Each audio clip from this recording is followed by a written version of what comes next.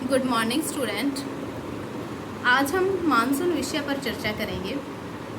Monsoon पे El Nino और ला Nino धारा के प्रभाव के बारे में पढ़ेंगे। पिछली वीडियो में हमने मानसून से संबंधित सिद्धांतों के बारे में पढ़ा था, जिसमें चिर समकालीन सिद्धांत और आधुनिक सिद्धांतों पर चर्चा की थी।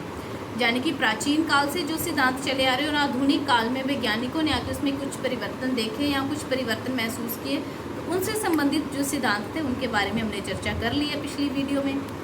आज हम क्या है, एल नीनो और ला नीनो, इसके बारे में पढ़ेंगे और इसी के साथ इसका भारतीय मानसून पर क्या प्रभाव पड़ता है उस पर चर्चा करेंगे। एल नीनो सामान्य परिस्थितियों में प्रशांत महासागर के पूर्वी तट अर्थात दक्षिणी अमेरिका का पश्चिमी तट, अयनवर्ती अक्षांशों पर व्यापारिक पवनों द्वारा सतही जल ले जाकर महासागरों के पश्चिमी तट अर्थात ऑस्ट्रेलिया का पूर्वी तट पर एकत्र किया जाता है, जिससे कि ऑस्ट्रेलिया के समीपवर्ती समुद्र तल में 40 सेंटीमीटर तक वृद्धि हो जाती है।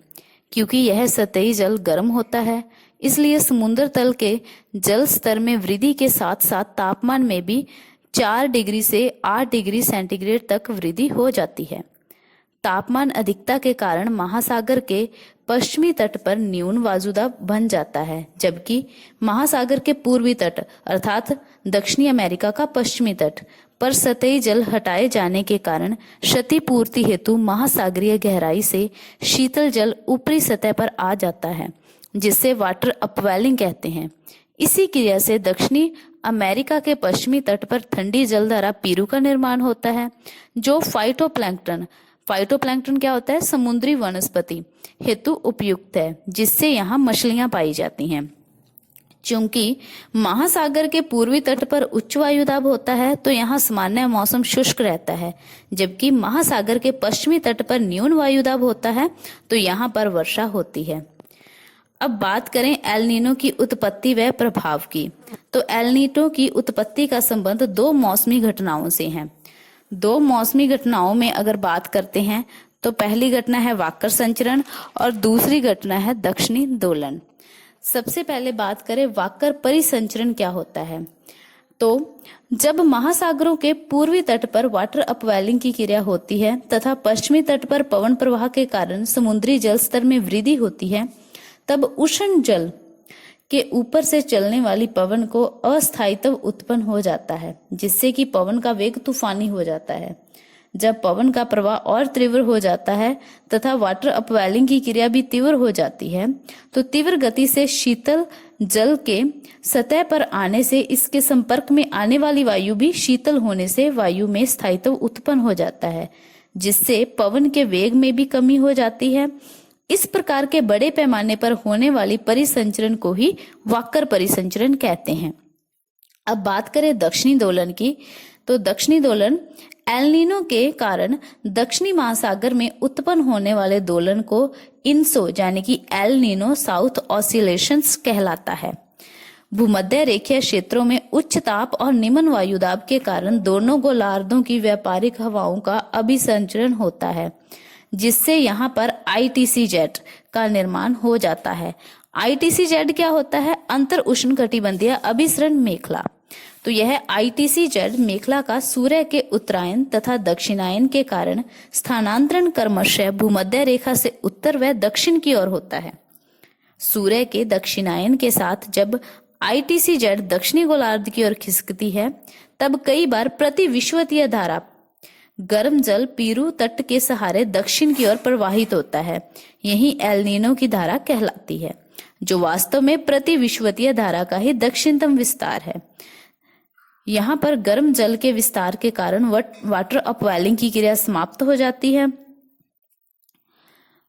और इसके संपर्क में आने वाली वायु में अस्थायित्व उत्पन्न हो जाता है तथा गर्म होकर वायु ऊपर उठती है, जबकि सामान्य परिस्थितियों में वायु का प्रवाह पश्चिम की ओर होना था, जिससे वाटर अपवेलिंग की क्रिया की उत्पत्ति होती है तथा महासागर के पूर्वी भाग पर न्यून वायुदाब स्थापित हो जाता है।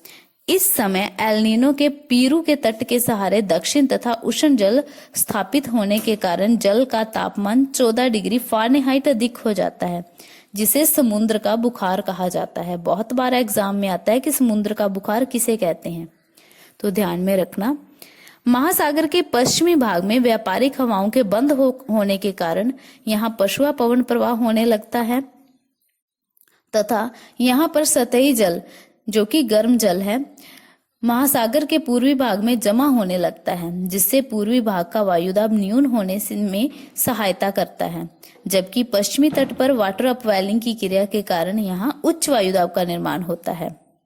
अतः इस तरह एल नीनो के प्रभाव से महासागर के पूर्वी भाग में वर्षा होती है, जबकि पश्चिमी भाग शुष्क रहता है। तो ध्यान में रखना कि एल नीनो के कारण महासागर का जो पूर्वी भाग है वहां पे तो वर्षा होगी और जो पश्चिमी भाग है वह शुष्क रहेगा। वायुदाब में होने वाले उल्टफेर को ही दक्षिणी दोलन कहा जाता है। यह उल्टफेर का कारण एल नीनो की उत्पत्ति ही है। अतः दक्षिणी दोलन को सीसा वेरिएशन ऑफ एयर प्रेशर भी कहा जाता है। इसी प्रकार एल नीनो की धारा को भी विपरीत पीरू की धारा भी कहा जाता है। एल नीनो के प्रभाव से उत्पन्न महासागर कौन सा महासागर है? प्रशांत महासागर के पश्चिमी तट पर उच्च वायुदाब का प्रसार हिंद महासागर तक हो जाता है। इस कारण जब एल नीनो की उत्पत्ति होती है तब भारतीय मानसून कमजोर अथवा सूखा पड़ता है। तो ध्यान में रखना कि जो एल नीनो है वह भारतीय मानसून को क्या करता है? कमजोर करता है, यानी कि जिसको अपने कहते हैं सूखा पड़ता है। अब बात करते हैं ला नीनो की। एल नीनो से उत्पन्न असामान्य दशाओं का अंत इतना आकस्मिक होता है कि आकस्मिक रूप से ही सामान्य दशाओं का आगमन होता है, जिससे महासागर की गहराई से पोषक तत्व भरपूर जल का अपवेलिंग क्रिया से सतही जल पर तीव्र गति से आगमन होता है। इससे दक्षिणी अमेरिका का पश्चिमी तटवर्ती क्षेत्र अत्यधिक सर्द और तूफानी हो जाता है। इन असाधारण दशाओं को ला नीना कहा जाता है, जिसका अर्थ कन्या या फिर आप इसको इंग्लिश में गर्ल को बोलते हैं होता है। ला नीनो के प्रभाव से थर्मोक्लाइन 25 मीटर पर स्थिर हो जाती है। ला नीनो के प्रभाव से व्यापारिक हवाएं पुनः सक्रिय हो जाती हैं। ऑस्ट्रेलिया के उत्तर का तापमान अधिक हो जाता है तथा वायुदाब न्यून होता है। इस कारण यहाँ पर पहले से भी अधिक वर्षा होती है तथा भारतीय मानसून भी अधिक सक्रिय होता है।